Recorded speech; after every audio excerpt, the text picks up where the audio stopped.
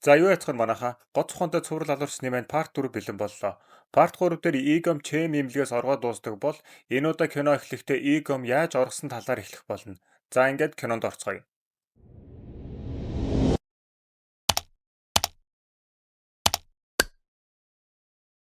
Пак өмгөөлөгч Игом дээр очиод охиныг минь авраад өгөөч гэж гуйхад Игом хариуд нь тгий авраад өгье. Та харин надад туслаач. Өнөөдөр 2 цагт хаан эмч надтай ирж уулзах байсан. Гэвч өгсөн юм уу баригдсан юм уу мэдэхгүй ирээгүй болохоор та хаан эмчийн оронд ороход минь тусал гэж хэлдэг.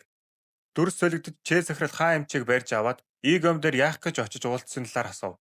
Хаан эмч тэгтэл Игомыг явуулж чи угаасаа түүний имчилгээний тухай бичсэн дэвтрийг олж авсан биз дээ.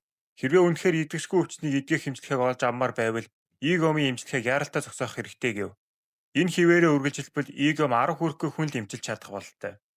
Чэ захирал хариуд нь тэгвэл Игомын бүх цусыг юулээд авчих үхээс өмнө танд хариу өнөөдрийн хүртэл Чэм имлэгийн төлөө хийсэн бүхэнд чинь баярлаа. Аавд минь дамжуулаарай гэд түүнийг цааш харуулчихдаг. Нөгөө талд харин бэг гишүүн тусалдаг зөвлөх мэрэгчлэлтэн Пё Ча прокурорыг хоолнд ураад энэ болоод байгаа хэргийн талаар мэддэг бүхнээ хэлье гэдэг. Хариуд нь миний аюулгүй байдлыг хамгаалж өгөхгүй гэв. Ча прокурор зөвшөөрч Пё зөвлөх мэддэг бүхнээ хэлэхэр болов. Та анханасаа буруу явсан. Энэ бүхний эхлэл Игон биш. Чэ мимлэгийн захирал Чэ Жонсуу түүний аав Чэ Жон хүн эмч гэж хэлдэг. Тэгэхээр Чэ захирлын аав болон хаан эмч хоёр эдгэрчгүй өвчнийг эмчлэх хэмжлэхээ хайж хууль бусаар хүн дээр туршилт хийж эхэлсэн юм байна. Данч энэ бүтлгүүтэж аав нь нас барж хаан эмч ганцаараа эмчлэхийг олохын төлөө өргөжлүүлэн туршилтаа хийсээр байж эцэст нь насаараа хайсан тэр эмчлэхийг нь Игом чадсан юм байна. Дүрс солигдож Чэ захирал Игом дээр очиж уулзах бөгөөд болж өгвөл Игомыг өөрийнхөө талд оруулж эмчлэхийг олж авах гэж үзнэ. Игом харин тэгэх бодлого байгаа бололтой. Чэ захирал тандаж би байхгүй бол эмчлэгээний үйлдвэрлэлт хийх ямар ч боломж байхгүй. Би танаас асуулт асууя. Одоо миний цуснд хэдэн үеийн эмчлэгээний нарилга байгаа бол би цаашдаа ингэж их цус биеэсээ гаргаж хүн эмчлээд байвал миний цусан дах эмчлэгээний хувь өөрчлөгдөх үү? Мэдээж та нар мэдэхгүй. Тийм болохоор туршилт хийх хүн та нар биш би гэж хэлдэг. Ингээд Чэ захирлын амийг таглаад нэг ёсондоо саяны хийсэн үгээрээ Игом өөрийгөө хамгаалж байгаа юм. Хэрвээ та нар буруу зүйл хийгээд би өгөх юм бол хизээч эмчлэхийг олж авч чадахгүй шүү л гэсэн үг. За ингээд Игомын дараагийн өвчтнөө эмчлэх өдөр болж Пак өмгөөлөгч муу адил эмнэлэг рүү явж байв. Энэ үед Ча прокурор дарга дээрээ ороод түүний хийсэн хэргийн талаар мэдэж байгаа болохоор тухайн үед болсон Чэ эмнэлэг хаан эмч Игомын хэргийн талаар үнэнээ хэлхийг шаардав. Учир нь Ча прокурор хүмүүстэйгээ нийлээд энэ хэргийн талаар хангалттай нотлох баримт олж авсан байжээ. Мөн түүнд манай Пак өмгөөлөгч Жо сэтгүүлч болон Мингоноор хүртэл тусалж энэ хэргийг судалж мэдээлэл нотлох баримтуудыг цуглуулжээ. Дарга нь түүн рүү дуугаа өндөрсгөж дайрсан чинь манай Ча прокурор зөрүүлж орилоод яг одоо Чэ мэмлэг болон бэг гишүүнийг нэгжих зөвшөөрөл өг нохон гүлгмэн гэж хэлээд зөвшөөрөл авч чадна. Игом эмчилгээгээ эхэлж Пак өмгөөлөгч Игомын хэлсэн зааврын дагуу хөдөлж гал хамгаалагчийн хайрцагнаас Игомын сольж өмсөх хувцсыг аваад дээд давхар руу гарч тог тасрах мөчийг хүлээн. Учир нь хаан эмч эмнэлгийн ажилтан болон харуулын ажилтанд их мөнгө өгөөд урьдчилан тохирсон юм байна. Ингээд тог тасарч Игом харуулын ажилчдыг тариа тарьж унтуулад орголтоо эхэлнэ. Ажилчид сандарч давхар бүрээр Игомыг хайж манай хүн яг хоёр талаасаа шахалтанд оронгуудаа болон эргээд Пак өмгөөлөгчөөс цүнхтэй хувцас авна. Ингээд Игом доод давхар руу төмөр даслагч унгаж ажилчдын анхаарлыг доод давхар руу төвлөрүүлээд өөрөө хувцас солиод эмнэлгээс зугатаж гарч чаддаг. Манай хоёрыг цааш явж байсан чинь Чэм эмнэлгийн хүмүүс дагаад байх бөгөөд Пак өмгөөлөгч Жо сэтгүүлч рүү уцаар ярьж түүнээс тусламж гуйна. Цааш зугтсаар байгаад яг сайхан аргалаад морьчлаа гэж тайвшраад явж байтал хажуунаас нь бас нэг машин гарч ирээд тэр хоёрыг мөргөөд Игом нилээн хүнд шарах авдаг. Пак өмгөөлөгч машинаас бууж тэр хэдийн учрыг олох гэж ярьж байтал ашгүй Жо сэтгүүлч хүрээд ирэв. Жо сэтгүүлч манай хоёрд өөрийнхөө машиныг өгөөд оронд нь өөрөө Чэ захирлын хүмүүсийг аргалахаар үлдэнэ. Яг цагаад болсон чи манай хүн дажгүй зодтолдог юм байна. Нэг нэгээр нь зодож байгаад яг Чэ захирлын сугны үстэй үзэхэр болсон чи харин нэг зөвхөлөд ухаалдаад унцдгийн. Игом Пак өмгөөлөгч хоёр цааш явсаар охиныхоо байгаа газар ирэв. Даанч Игом нилээн хүнд шарах авч цус их алдаж байв. Пак өмгөөлөгч болон түүний эхнэр эхлээд Игомыг эмчлэх гэсэн ч Игом татгалзаж шууд охиныг эмчлэхээр шийднэ. Манай хүн хэдий 17 хүн алсан ч гэсэн үнэхээр хүн чанартай юм аа. За ингээд дэмжлэгээ эхэлж өөрийн цусаас соруулж бэлдээд Пак өмгөөлөгчийн охинд тариад төд удалгүй шархаад дийлэхгүй ухаалдаад унцдаг. Нөгөө талд харин Чэ захирал удирдлагуудаа загнуулж албан тушаалаа алдах дээрээ тулна.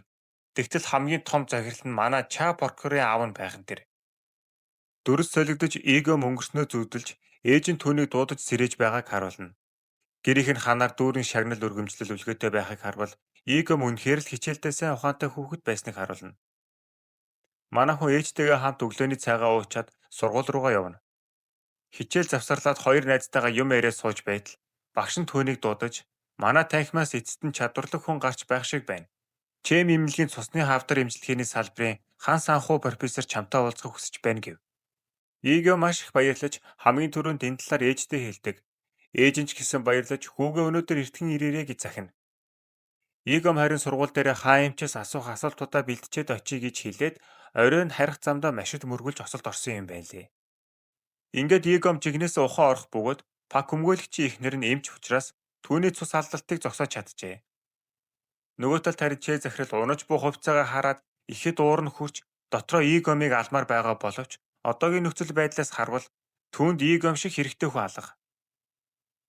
Дүр солигдож Пак өмгөөлөгч Игом хоёр ярилцж байх бөгөөд яагаад анханасаа Чэ захирлын талаар бүх үннээ хэлээгүй юм гэхэд үннээ хэлсэн ч хэн надад итгэх юм. Та анх уулзахдаа бүр намайг заамдаж байсан биз дээ. Таач гэсэн ихэндээ надад эргэлзэж байсныг чинь би мэднэ. Гэхдээ одоо санаа чинь зовхгүй байна уу? Хизээ нэгэн цаг дахиад охины чинь өвчин сэдрвхий гэж хэлэхэд Пак өмгөөлөгч үгүй санаа зовхгүй байна. Чамд итгэж байна гэж хариулдаг. Ингээд Игон Пак өмгөөлөгчтэй хамт ээжийнхаа нас барсан газарт ирээд эндээс бүх төлөвлөгөөгөө анх шийдсэн юм гээд түүнд өнгөрсөнд болсон явдлуудыг ярьж өгдөг. Тэрээр авто тосолд орсны дараа Чэ имлэгт хүрэгдэж очисон бөгөөд гол нь Чэ захирал болон хаа эмч яагаад Игом дээр туршилт хийхийг хүссэн бэ гэвэл Игомын цусны бүлэг нь RH0 хэмээх маш ховор цусны бүлэг юм байна. Хүмүүс энэ цусыг алтан цус гэж ярьдаг бөгөөд дэлхий дээр 50 орчим л ийм цустай хүмүүс байдаг юм байна. Тийм болохоор туршилтанд төгс тохирох хүн байж. Хөөрхөн ээж нь нөгөө талд хүүгээ хайсаар нөгөө мөрдөгчөөс асуухад энэ угаасаа юу гэж хүүг нь хаана байгаа хэлж өгөхгүй Чэ захирлын хүү юм чинь. Тэгээд хэдэн өдрийн дараа мөрдөгч ээж рүү залгаад хүүгийн чинь цогцыг олсон.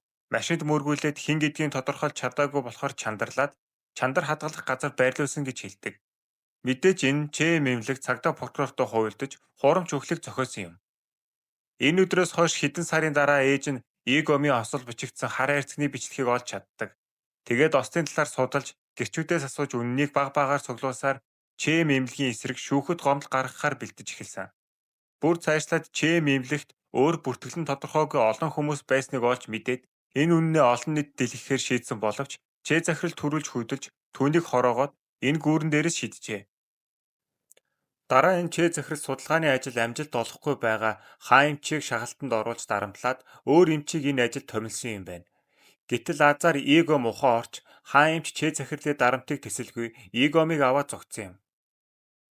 Ингээд Игом ээжийнхээ үлдээсэн материалыг үзээд энэ бүхний ард бас ээжийнх нь үхэл Чэ имлэгтэй холбоотойг мэдээд энэ бүх төлөвлөгөөг зохиож энэ хэрэгт Ча прокурор Жу сэтгүүлч болон Пак өмгөөлөгчийг татан оруулж Чэ захирлаас өшөөгөө авахар шийдсэн байжээ.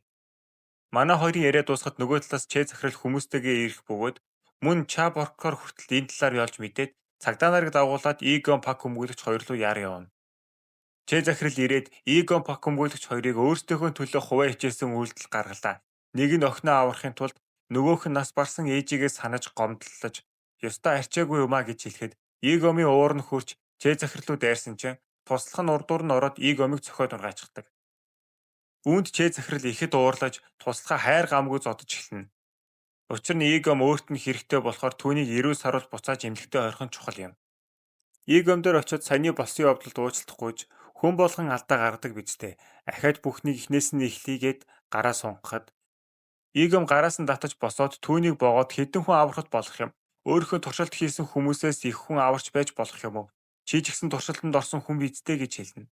Чэ захирлын хүүхэд байхад нь түүний аав болон хаа эмч хоёр туршилтаа хийсэн хүмүүс нь тэмч туршилт хийхэд тохиромжтой хүмүүс биш байна гэж ярьж байв. Үүнийг хараад тусаж байсан Чэ захирал бүр өөрөө туршилтанд орохыг хүссэн байдаг. Хүүн туршилт болж аав нь туршилтыг хийсэн байдаг юм. Энэ үе цагдаагийн дууд тохио дуугарч анхаарал сайрны хооронд Игом хадааснасаа тариа гаргаж ирээд дайрсан чинь Пак өмгөөлөгч түүнийг зогсоосон боловч уур хилэндээ авцсан Игом тэр шиг чөтгөрийг одоо дуусгахгүй бол ахаа зөндөө хүүхэн гээд ахаа дайрав. Нөгөө тариураа Чэ захирлын нүдэнд сууж Чэ захирлч хариу тэмцэж байтал Ча прокурор болон цагдаа нар ирэв. Чав форклор игомоос бууж өгөхийг шаарддаг. Гэвч игом одоо л энэ бүхнийг дуусгана гэд гар далаад л түн рүү гал нээдэг. Тэгтэл урдуур нь пак хүмүүлэгч ороод буудуулна. Тэгсэн ч гэсэн игом зогсох бодлого ахаад чэ захирлыг алхаар дайрна. Энэ үе цагдаа нар харин игомыг буудаж тэрээр гүүрэн дээрээс унаад өгчдөг. Ингээд бүх зүйл дуусч чэ захиралч баригдаж пак хүмүүлэгч Чапоркорд игомыг цуглуулсан нотлох баримттай флаш дискийг өгч энэ хэрэг бүрэн илэрч чэ имлэг бүр 223 хүн дээр туршилт хийснийг олон нийтэд дэлгэдэг. Пак хүмүүлэгч игомын нас барсан газар очиод нэгэн жижиг шилтэй бэлтгэл барьж байх бөгөөд игом хэрвээ надад ямар нэгэн зүйл тохиолдвол миний ажлын өрөөнд байгаа хамгийн анх гаргаж авсан эмчилгээний бэлтгэлийг аваарай. Сонголт нь таны гарт байна. Энэ бэлтгэлийг цааш хөгжүүлж олон хүнийг аврах уу эсвэл алах уу гэдэг.